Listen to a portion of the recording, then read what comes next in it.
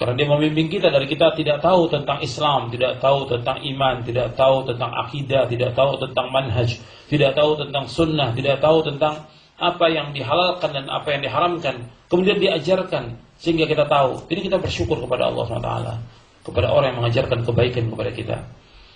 Jadi ilmu ini sangat penting untuk menjaga diri kita dan juga menjaga keluarga kita. Dan dengan ilmu ini maka dikatakan oleh para ulama, al-ilmu nurun, ilmu itu cahaya. Karena dengan ilmu itu kita bisa membedakan yang mana yang hak, mana yang batil, yang mana tauhid, yang mana syirik, yang mana sunnah, yang mana bid'ah, yang mana yang benar, yang mana yang salah, yang mana yang halal, yang mana yang haram. Kita bisa tahu dengan ilmu. Makanya sangat rugi kalau ada orang yang menyia-nyiakan kesempatan untuk talabul ilmi, dia tidak menuntut ilmu syar'i. Ini rugi. Maka Allah Subhanahu wa taala ketika bersumpah tentang waktu, Allah menyebutkan manusia semuanya merugi.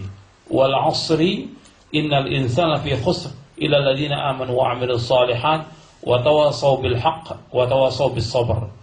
Demi masa, demi waktu, sungguh manusia sungguh-sungguh dalam kerugian. Allah menyebutkan wal 'asri innal insana, sesungguhnya manusia. La fi khusr, lamnya lam taukid, sungguh-sungguh manusia dalam kerugian. Kemudian Allah memberikan istisna, pengecualian, ilal ladzina amanu, kecuali orang yang beriman, wa 'amilus shalihat, dan beramal saleh, wa tawassaw bil haqq wa tawassaw bis sabr, saling berwasiat dengan kebenaran dan saling berwasiat dengan kesabaran. Jadi Allah menyebutkan bahwa seluruh manusia merugi kalau dia tidak menggunakan waktunya untuk kebaikan. Dan ilmu merupakan kebaikan yang paling baik, ilmu ini. Sebab dengan ilmu ini orang mengetahui tentang kebenaran. Dia tahu tentang tauhid, rububiyah, uluhiyah, asma wa sifat, dengan talabul ilmi, dengan menuntut ilmu. Dia tahu bagaimana cara wudu, cara salat, cara mandi dan segala macam, dengan menuntut ilmu.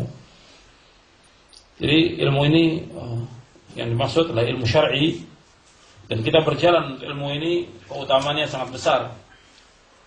Ikhwan fillah, azakumullah.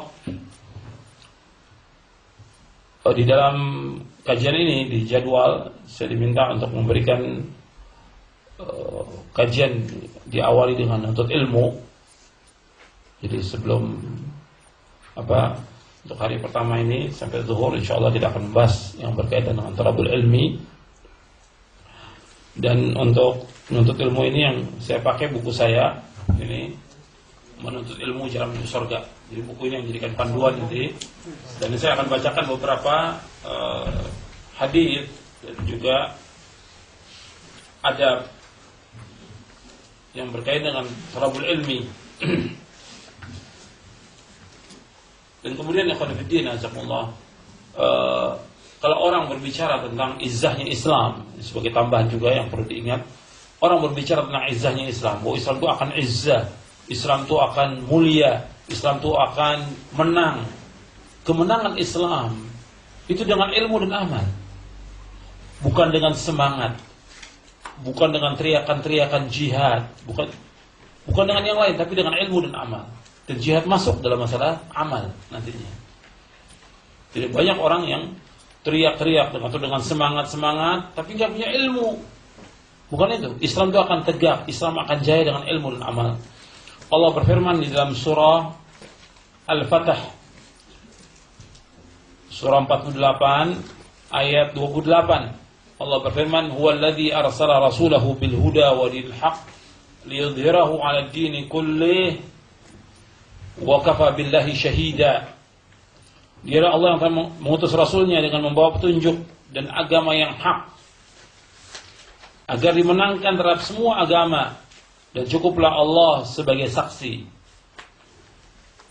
Di dalam ayat ini yang dimaksud dengan huda, wallazi arsala rasulahu bil huda, dan Allah yang telah mengutus rasulnya bil huda dengan petunjuk, wa dinil haq dengan agama yang hak. Dijelaskan oleh Syekh Abdurrahman bin Nasir As-Sa'di dalam tafsirnya Taisir Karimur Rahman fi tafsir Kalamil Mannan. Yang dimaksud dengan al-huda, petunjuk dalam ayat ini, yaitu al-ilmun nafi', ilmu yang bermanfaat.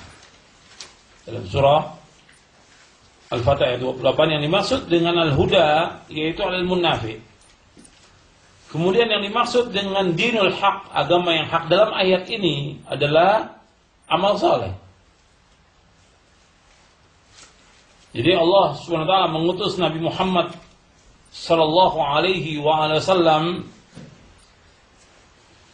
dengan membawa ilmu yang bermanfaat. Artinya Allah mengutus Nabi Muhammad untuk menjelaskan kebenaran dari kebatilan, untuk menjelaskan tentang nama-nama Allah, sifat-sifatnya, perbuatan-perbuatannya, hukum-hukumnya, dan semua berita yang datang dari Allah. Serta Nabi memerintahkan manusia untuk melakukan segala apa yang bermanfaat bagi hati, bagi ruh dan jasad. Dan Rasulullah juga menyuruh umatnya untuk mengikhlaskan ibadah semata-mata karena Allah, mencintai Allah, berakhlak yang mulia, beradab dengan adab yang baik, dan melakukan amal saleh. Dan beliau juga Rasulullah melarang umatnya dari perbuatan syirik, amal dan akhlak yang buruk, yang berbahaya bagi hati, badan, dan kehidupan dunia dan akhirat. Jadi ini yang disebutkan dalam ayat ini, bahwa Rasulullah diutus oleh Allah dengan membawa petunjuk dan agama yang hak. Jadi agama yang hak itu isinya al-amal as-salih, liyudhhirahu 'ala dini kulli, agar Allah menampakkan agama Islam atas seluruh agama. Jadi kalau umat Islam ini menuntut ilmu, kemudian mengamalkan ilmu itu, maka umat Islam akan jaya di atas seluruh umat-umat yang lain, sebagaimana yang telah dialami oleh Rasulullah, para sahabatnya, para tabi'in, dan seterusnya. Nah, kemudian setelah itu, setelah berkurangnya ilmu, banyaknya kebodohan, maka Islam pun kejayaannya turun. Dan juga justru yang ada terfitnah.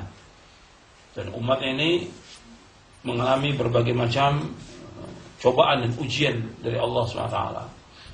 Tapi kalau dikembalikan lagi umat kepada ilmu dan dikembalikan lagi kepada amal, juga akan mengalami kejayaan umat Islam ini.